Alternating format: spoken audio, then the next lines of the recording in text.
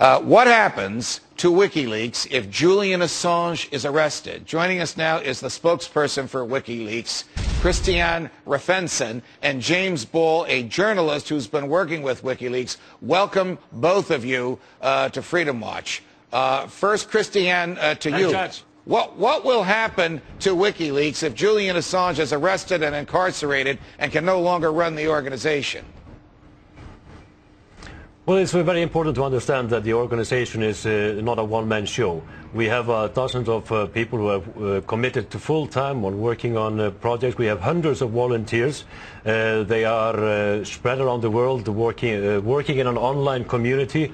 And WikiLeaks will continue no matter what. And it's important to understand as well that WikiLeaks represents an idea that is increasing in its momentum, and it will continue even though WikiLeaks is taken down. There will be 10 more organizations starting up with the same idea. Understood. James, are you releasing documents even as we speak, in addition to those that you released earlier in the week? Yes, every night WikiLeaks is putting out new documents, as are all of the media organisations working on here.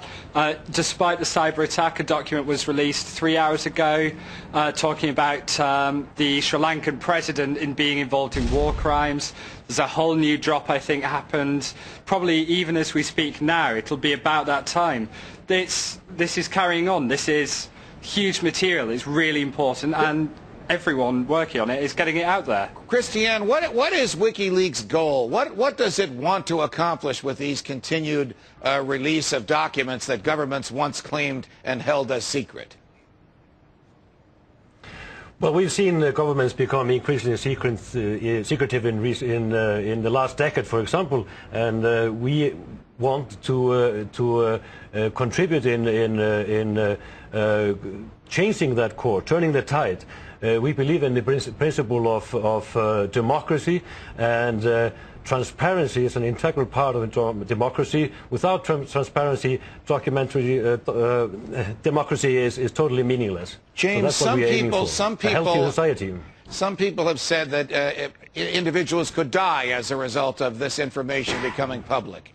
Are there any documents you wouldn't release? Are there any measures you would take to assure the safety of innocents who have no idea that their names are in these documents?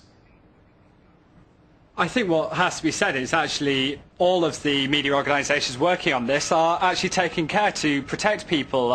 If there's someone in China who's giving information about human rights or something, no one wants anything to happen to them. We have correspondents from all over, you know, the New York Times China correspondent, the Guardian China correspondent, checking those cables that are published to see what they're like.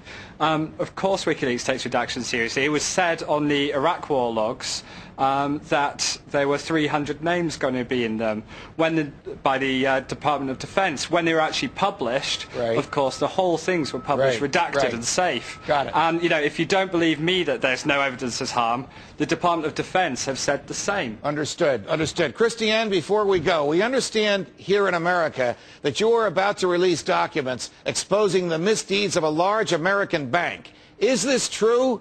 And what bank is it? I can't tell you now what bank it is, but I can confirm it is an American corporate bank institution. We will release this material in the new year. Would the bank collapse? Would you bring the bank down, as Julian Assange once suggested, as a result of the release of these documents, James? Who knows? I haven't seen it. I look forward to seeing it. All right, guys. Thank you very much for joining us. Anytime Julian wants to come on here, he knows how to find us. Coming up.